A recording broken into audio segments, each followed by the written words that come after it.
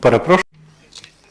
Today is 247th day of the Russia-Ukraine war. My name is Vasil Samokhvalov. We are beginning the next briefing. Today we are talking to Yuriy, Ihnat, Speaker of the Air Force Command of the Ukrainian Armed Forces.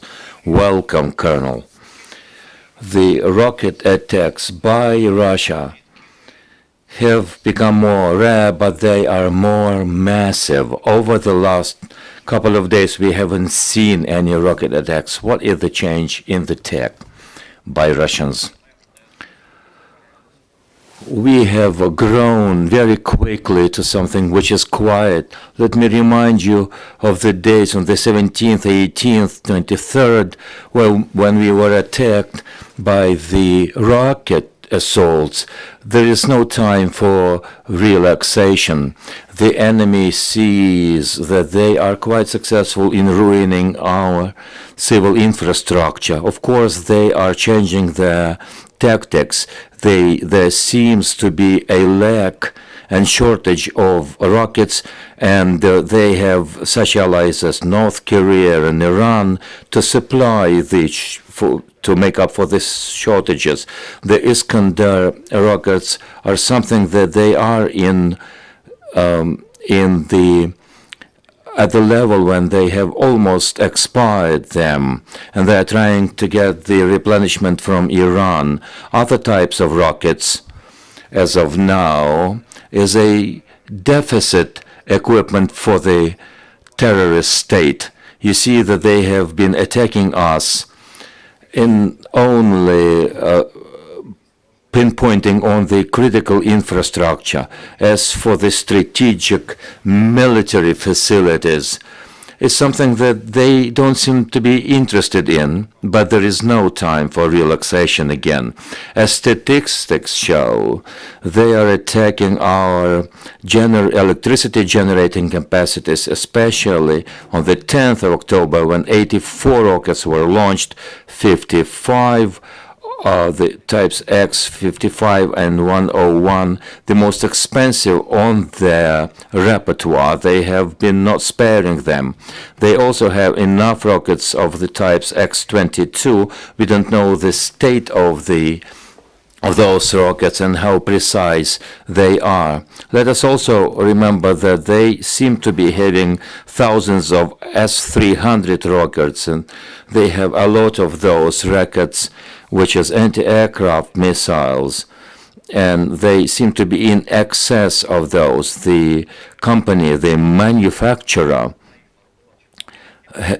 has produced a lot of those, and they are attacking our areas near the border. They have undergone some handmade upgrade, and the range of those rockets is at the level of 150 kilometers. When they attack Zaporizhzhia, Mykolaiv, or Kharkiv, the level of precision drops down. Unfortunately, as a consequence is that the civilians suffer from those attacks. We saw the employment of Iris rockets. The results seem to be impressive. When will we have NAMA's rockets deployed in Ukraine, and when we will see them work?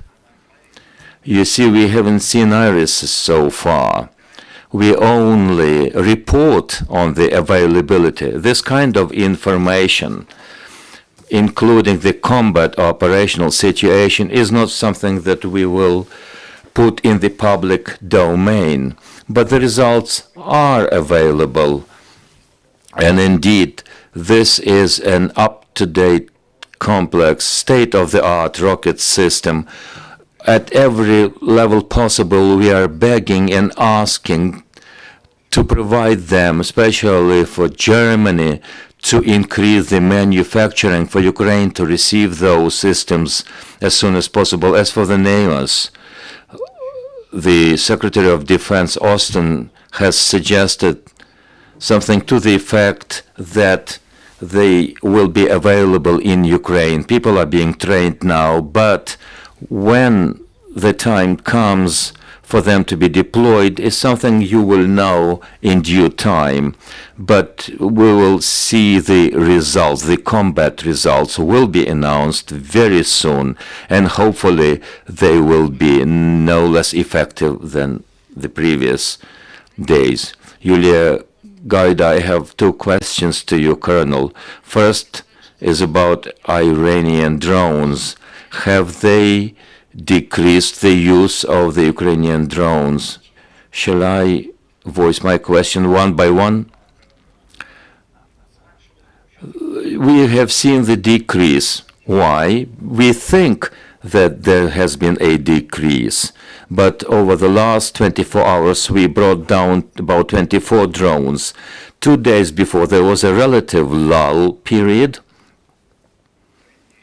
or 3 days ago. Prior to that, we saw 10 or 14 attacks. So they're using the waves of those attacks, not on everyday basis. There are some operational and strategic goals that they seem to pursue. And it is clear that they have been exhausted by our air defense systems.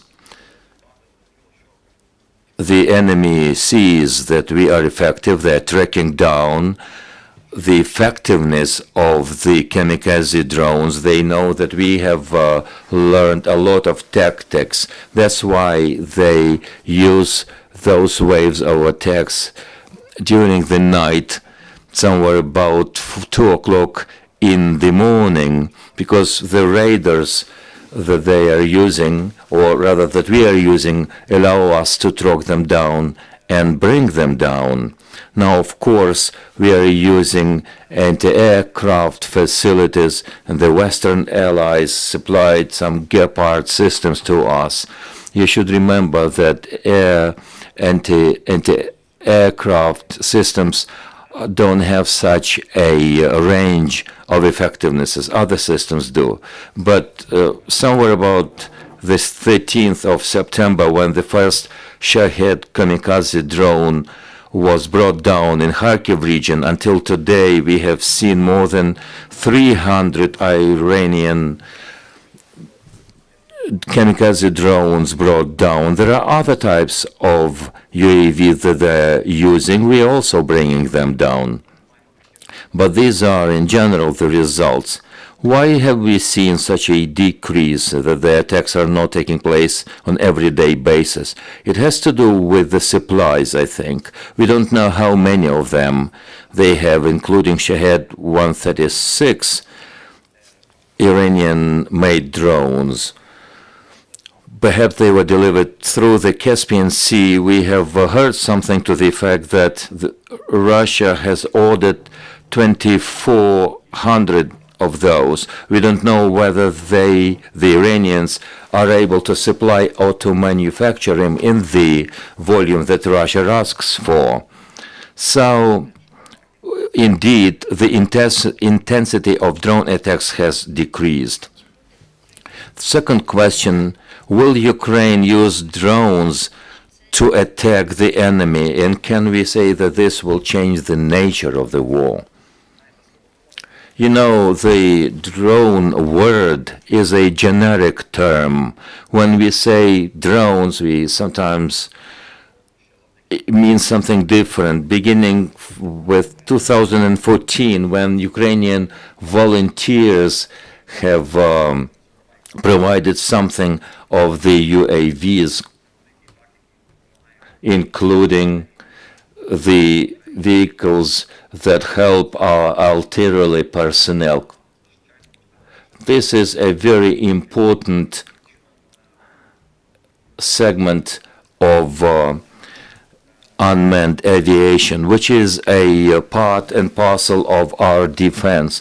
We've got a number of different UAVs, Ukrainian-made, including kamikaze drones that have been supplied by our allies. We are also expecting Switchblade 300 that partners are likely to deliver to us. A couple of the sets of these assault drones 600 type, and they are very powerful. Characteristics are state-of-the-art, and we hope that they will be used in Ukraine. Of course, unmanned aviation will be used. We have some Ukrainian developments here, but you know, we would like to live up to the situation when at different exhibitions we saw the new scientific developments, but unfortunately now we can only bank on the help coming from our Western allies.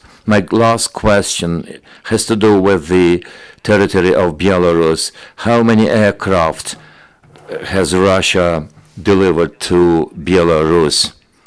You see, I have not been particularly focused on that problem.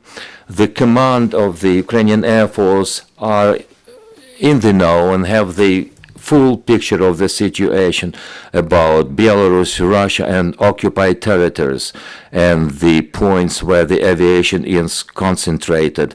For me personally, it's not that important where the aviation units are located. Aviation is a very mobile thing. They can swiftly switch from one airfield to another. As for the Belarus airfields, the Russian aviation has always been present, including helicopters and fighters and bombers. You might have heard that MiG-31 have been transferred to Belarus, but I mentioned this is a high mobility unit, and they are equipped with under their wings, they have the equipment capable of attacking targets hundreds of miles away, something that we have seen over the last 6 or 7 months when the Russian aviation doesn't cross the Ukrainian airspace but attack us from the territory of other countries. About 50 aircraft, including helicopters and fighters, are located in about 40 airfield. As for the 31 MiG equipped with the Kinzhal rockets, is this a rehearsal for a future action, or they're trying to figure out our weak spots in our air defense? To identify the weak spots, of course, they can use UAVs, Orlan 10, or the Iranian-made kamikaze drones. This is what they're trying to do. They're groping into our territory to see whether they can fly through or where they cannot. And this is a way for them to analyze the situation, take that information on board. But the Ukrainian air defense know how to counteract. As for the aircraft, such as MiG-31, that the Russians have equipped with the Kinzhal rocket, at the end of the day, it's not very important when they are located.